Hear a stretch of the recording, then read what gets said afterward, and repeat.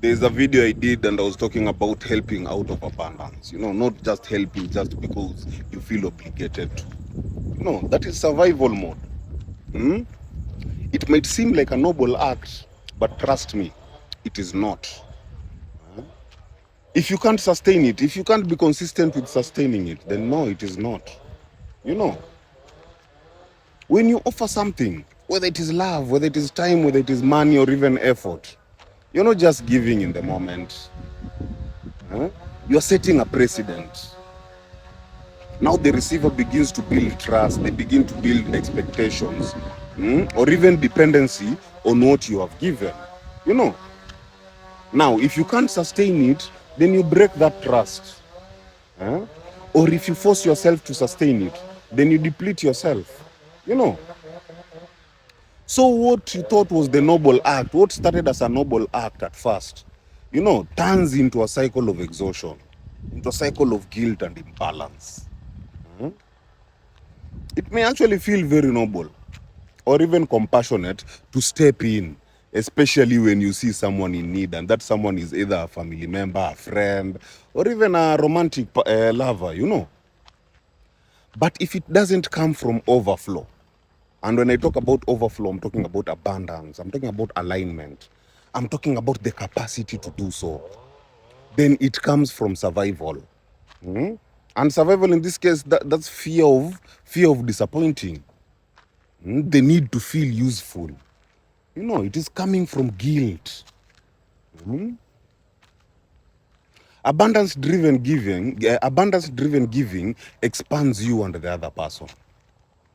While on the other hand, survival driven giving shrinks you and creates unhealthy bonds. When you consistently give what you cannot sustain, then you create a dependency chain. The receiver relies on you more and more. You, on the other hand, you start feeling pressured to keep showing up even when it hurts you. Before you know it, resentment and silent suffering grow in the relationship. And then, the bond is not based on love or respect. It is based on survival and guilt. And this is how many friendships, many families, and even romantic relationships collapse. Not because people lacked love, but because they lacked boundaries around what they could consistently sustain. Like for example, in finance, lending money to friends regularly when you're struggling yourself.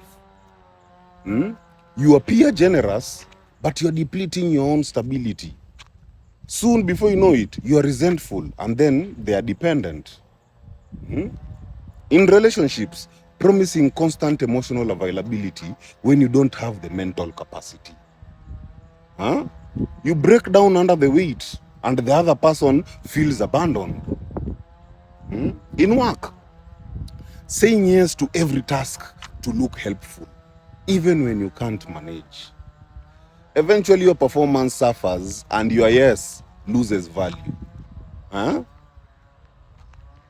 Consistency is alignment with truth. If your truth says, I can only give this much, then honoring that truth keeps you free. If you lie to yourself by overpromising, then you enslave yourself in roles you cannot sustain. True kindness is not measured by how much you give. It is measured by how much of what you give is rooted in abundance. And it is rooted in truth and sustainability.